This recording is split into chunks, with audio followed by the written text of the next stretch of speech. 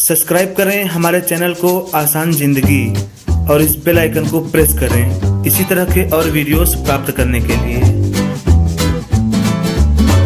नमस्कार, मैं शारदा पांडे आसान जिंदगी के किसी एपिसोड में आपका स्वागत करती हूँ।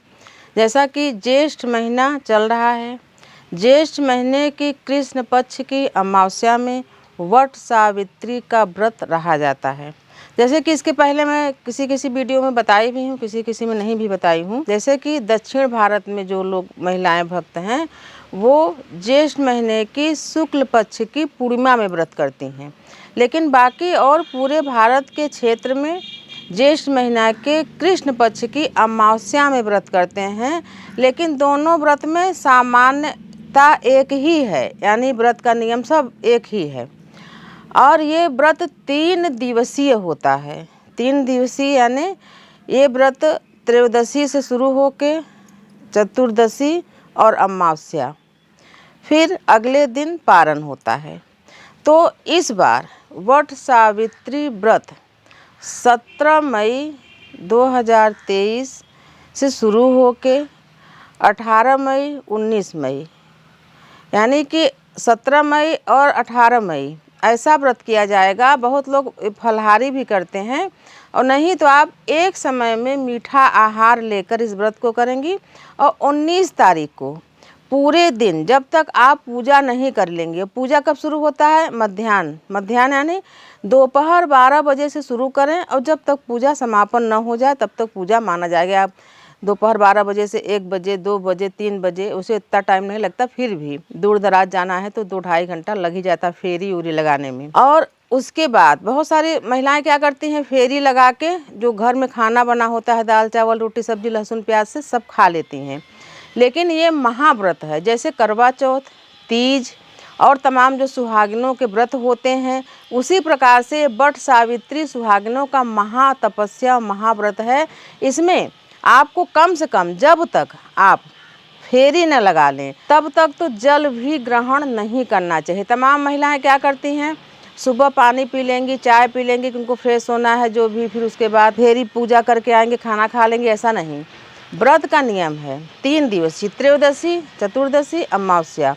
उधर जब पूर्णिमा में करेंगे तब भी त्रयोदशी चतुर्दशी और पूर्णिमा ऐसे व्रत किया जाता है। बहुत सारी माताओं का प्रश्न है कि वो बहुत दिनों से वट सावित्री का व्रत कर रही हैं, पर वो अब असमर्थ हैं। कहे कि इस समय में, इस माहौल में, इस परिवेश में बहुत सारी बीमारियां लोगों के शरीर में घर कर गई हैं। मतलब हर व्यक्ति के, बच्चों के शरीर में भी बीमारियां घर गई, क्योंकि खाने पीने में कोई सत्य नहीं रहा। तमाम दवाइयां फलों में सब्जियों में छिड़की जा रही हैं, खाद तमाम डाला जा रहा है, यूरिया तमाम क्या क्या चीज़ें, वो सब खाने पीने में मिश्रित होकर शरीर को क्षतिग्रस्त कर दे रहा है, बलहीन कर दे रहा है।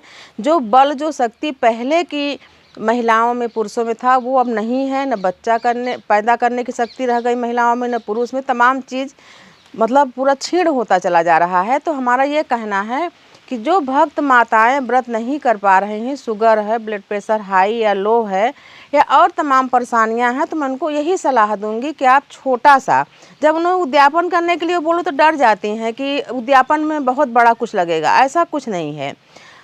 हर पूजा कई प्रकार की होती है, राजसी पूजा, सामान्य पूजा, और जैसे कि बहुत सोना चांदी जैसे राजा लोग दान करते हैं, वैसा नहीं। तो जो मध्यम या गरीब लोग हैं वो फूल और पत्र से भी, जैसे सोना, तो सोना की जगह अगर सोना नहीं है तो उसमें क्या देते हैं दान? गुरुवार के दिन हल्दी और केसर, ये सोना माना जाता है। इस प्रकार से भी पूजा किया जा सकता है।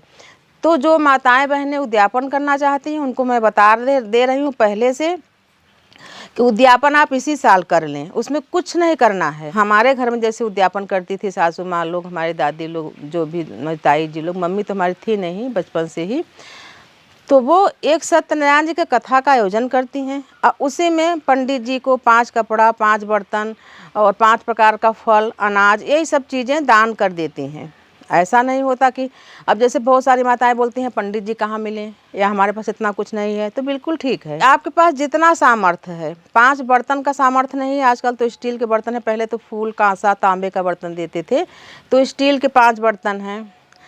कपड़ा है पंडित जी के लिए 5, जैसे धोती, कुर्ता, गमछा, जांघिया, बनियान, ये सब चीज़ें दे सकती हैं। 5 फल, 5 प्रकार के अनाज, ये सब आप जहाँ पूजा करती हैं, आपके आसपास जो बरगद है वहाँ पूजा करती हैं, या मैं एक वीडियो दिखाई हूँ घर पर पूजा कैसे करें, वैसे घर में पूजा करके और सभी कुछ चढ़ा के और ब्राह्मण के यहाँ मंदिर में भिजवा दे, दान हो गया। और बस आप अपनी असमर्थता भगवान के सामने व्यक्त करें कि हम असमर्थ हैं, व्रत नहीं कर पाएंगे, उद्यापन आपका हो जाएगा। जिन महिलाओं का जिनके यहाँ व्रत होता है, बहुत सारे लोग कहते हैं हमारे 15 साल शादी हो गया, 20 साल शादी हो गया, 8 साल शादी हो गया, हमारे यहाँ व्रत नहीं करते, तो क्या हम कर सकते हैं क्या?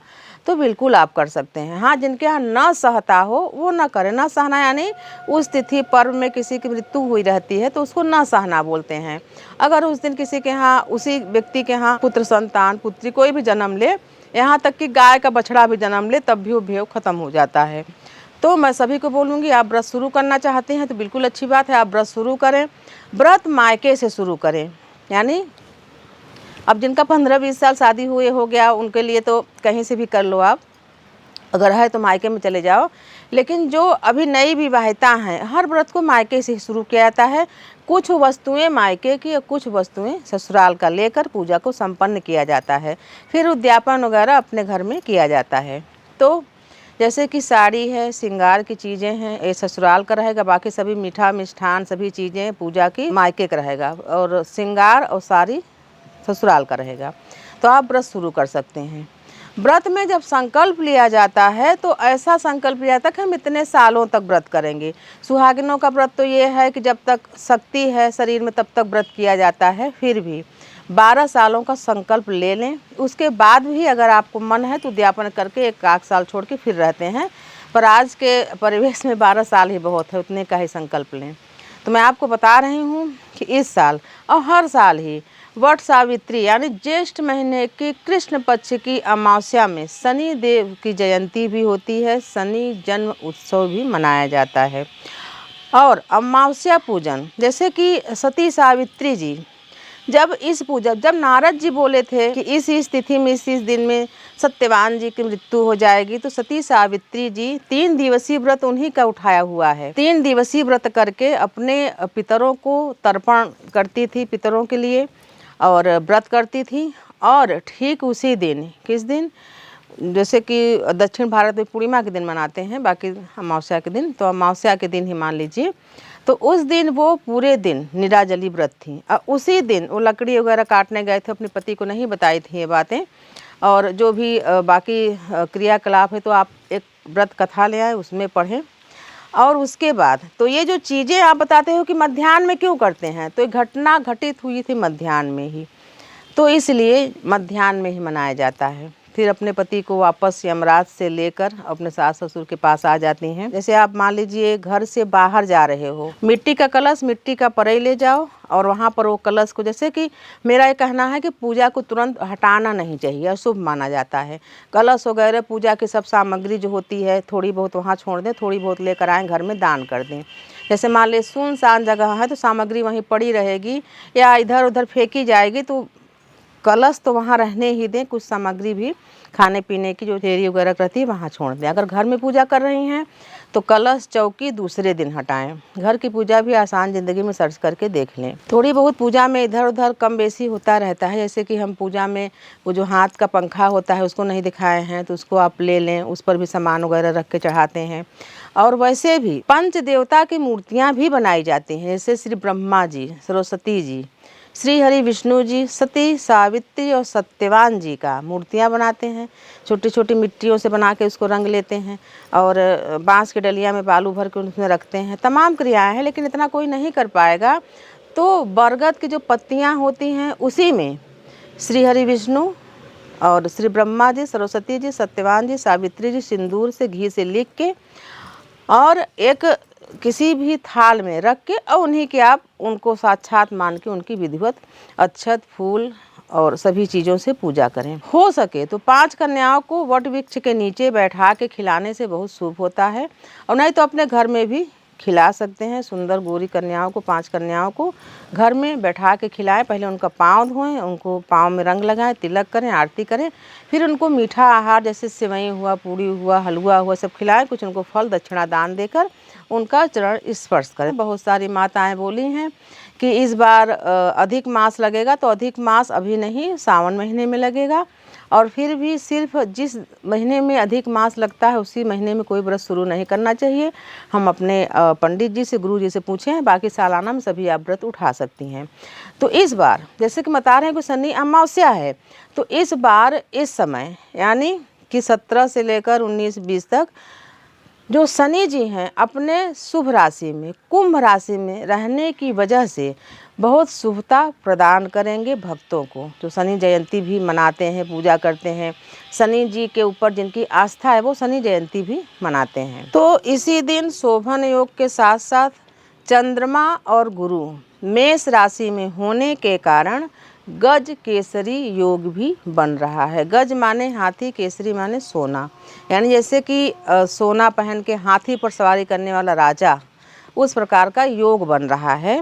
तो इस योग में यानी जैसे बताइए शनि जी कुंभ राशि में है, शोभन योग बन रहा है, गज केसरी योग बन रहा है, चंद्रमा गुरु के साथ हो तब या आमने सामने हो तब गज केसरी योग कुंडलियों में ही ऐसे बनता है। तो इस शुभ समय में पूजा, दान, व्रत करने से इसका जो फल है कई गुना बढ़ जाता है। तो मैं आपको बता रही हूँ सुंदर शुभ योग इस दिन, क्योंकि अमावस्या है। जब मैं कोई बात बताती हूँ तो उसको ध्यान से सुने। सिर्फ वीडियो ऐसे ही नहीं बनाया जाता, आप लोगों को बहुत फ़ायदा होना चाहिए वीडियो से और श्रद्धा भी होना चाहिए। अमावस्या का जो पर्व होता है वो पितरों के लिए निकाला गया है। जिस घर में पितरों की पूजा नहीं होती उस घर में देवता भी पूजा स्वीकार नहीं करते हैं। तो अमावस्या के दिन जितने भी लोग हमको सुनते हैं, कई बार बताई हूँ, अगर मौन हो के नहाया जाए, ये जो पितर हैं ये बहुत मौन पसंद है, यानी मौन इनको बहुत अच्छा लगता है। मौन हो के नहाएं। मौन हो के नहाने के बाद जैसे कि पीपल वृक्ष महाराज, हमारे पीछे देखिए पीपल वृक्ष महाराज है, माँ तुलसी मैया हैं, तो पीपल वृक्ष महाराज में साक्षात पितरदेव का पूजा होता है, वास करते हैं। तुलसी माँ में भी तो उसी प्रकार से पीपल, तुलसी में गाय के कच्चा दूध में थोड़ा सा मिश्री घोल के चढ़ाएं और जो उसकी मिट्टी गीली हो जाए तो उसका लंबा तिलक लगाएं। इस तिलक से सौभाग्य बढ़ता है, स्वास्थ्य अच्छा होता है और सभी प्रकार की जो मनोकामना होती है वो पूर्ण होती है। ऐसे ही तमाम उपायों में बताया जाता है कि 43 दिन बरगद में दूध चढ़ाकर गीली मिट्टी का तिलक करो, तो ये सब बहुत शुभ माना जाता है। तो अमावस्या के दिन पीपल, तुलसी और बरगद में गाय का कच्चा दूध जड़ में, मूल में डाल के उसका तिलक करें। बीमार भक्त हैं, महिलाएं हैं, उद्यापन नहीं कर पा रहे हैं, उनको व्रत करना है, दवाइयाँ भी लेनी है, तो आपके लिए कोई परहेज नहीं है। सूर्य उदय हो जाए आप स्नान करें। स्नान करने के बाद आपसे जितना बने घर पर ही, अगर आप बाहर नहीं जा सकती हैं, तुलसी मैया सभी के आंगन में होती हैं, तुलसी भी नहीं है, मान लीजिए गर्मी है तो एक कलश रखें। मेरी जो पूजा पद्धति वो बता रही हूँ, उनके लिए जो अशक्त और बीमार हैं एक कलश रखें, एक दीप जलाएं, वट सावित्री व्रत एक आसन पर बैठ के पढ़ लें, पूजा कर लें और आप समय से फिर फलाहार है, मीठा भोजन है, वो सब कुछ करके दवाई खा लें और दिन रात भगवान को जपते रहें। भगवान आपके हैं और आप भगवान के हो। भगवान जब आपको शक्ति दिए थे तो आप अच्छी तरीके से व्रत करें, शक्ति नहीं है, उद्यापन अभी नहीं कर पा रहे हैं तो आप इस तरीके से व्रत करें। 12 बजे का इंतज़ार आप न करें, 12 बजे का इंतज़ार वो करें जो स्वस्थ हैं और अच्छे से पूजा पाठ को निभा सकते हैं। तो मैं आपको बताई हूँ वट सावित्री व्रत के बारे में। ऐसे ही आगे जो भी वीडियो, जो भी पर्व आएंगे उनका वीडियो आपको मैं देती रहूँगी। आप ऐसे ही हमारे साथ बने रहें, देखते रहें आसान ज़िंदगी। तब तक के लिए नमस्कार।